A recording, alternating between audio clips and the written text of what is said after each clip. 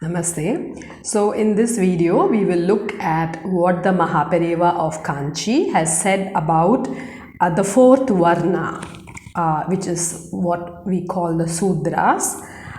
In his book, not in his book, in a book which publishes his work called the Hindu Dharma, which has been released by the Bhavan, by the Bharatiya Vidya Bhavan. The title of the chapter is The Fourth Varna Has Its Own Advantages. So I want to bring attention to the fact that it's not said the lower Varna or the upper Varna. It's said the fourth Varna. The Dharma of the fourth Varna involves much physical exertion and effort in its practice. Outwardly, it may seem that its members do not enjoy the same status and comforts as others do. But we must note that they are comparatively free from discipline and rituals to which the rest of the society are tied down by the Sastras.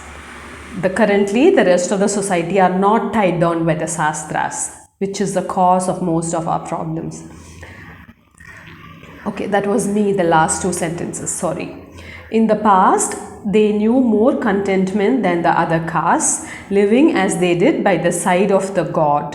Vyasa himself says, Kalihi sadhu, Sudraha sadhu. The age of Kali is in no way inferior to the other ages, nor are Sudras inferior to the other castes.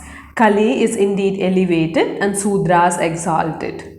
In other yugas or ages, Bhagavan is attained to with difficulty by meditations, austerities, puja. But in Kali Yuga, he is reached by mere singing of his names. The Brahmin, the Kshatriya and the Vaishya are likely to have self-pride. So they cannot earn Atmic liberation easily. The Brahmin is likely to be vain about his intellectual superiority, the Kshatriya about his power as a ruler, and the Vaisya about his wealth.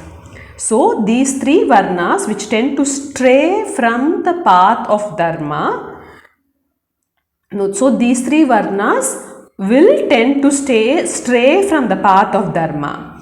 A member of the fourth Varna, on the contrary, is humble. Has not Valluvar said, humility raises one to the gods? This is the reason why the Sudra, being humble, resides by the side of the god.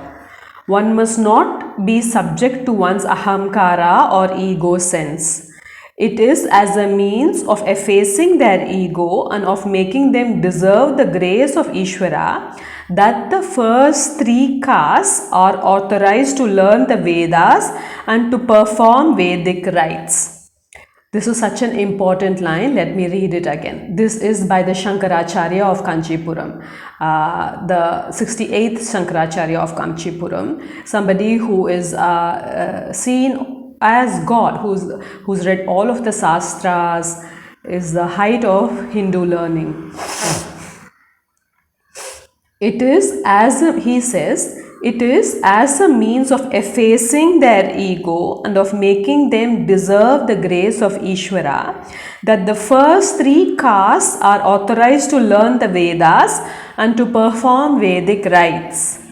Performing Vedic rites implies a number of restrictions in the matter of food, habits, etc.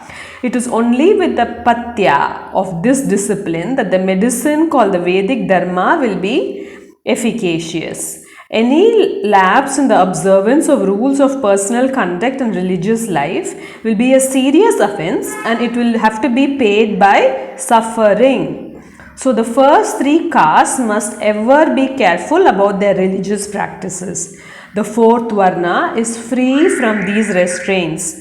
The labor put in by the Sudra will cleanse him inwardly. It is his Vedic observance, it is his God, and through it he easily achieves perfection. This is why Vyasa proclaimed, raising both hands, Sudraha sadhu. The fourth Varna is sage, is as high as the sage, sadhu. If the Sudra does not have enough food to fill his belly, if he does not have enough clothing, and if he has no roof over his head to shelter him from the rain and sun, The whole community and government must be held responsible, and both must be held guilty. I repeat, both meaning the community and the government should be held guilty if the fourth Varna is struggling for food, clothes and shelter. I repeat that the Brahmin's means of livelihood was in no way better than the Sudras, nor did he enjoy more comforts than the members of the fourth Varna. Very very non-auspicious, but I hope you got the importance of this particular chapter in the book.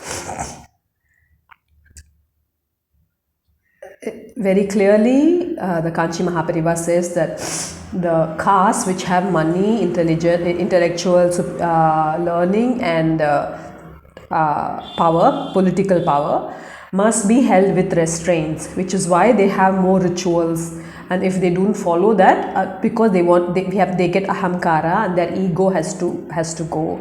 Whereas the fourth varna, because they do simple things, work with their body, are automatically humble and closer to the God, and they don't need it. And in the last line, the Kanchi Mahaperiyava makes it very clear that the Brahmins and the Shudras are not in any way different from each other.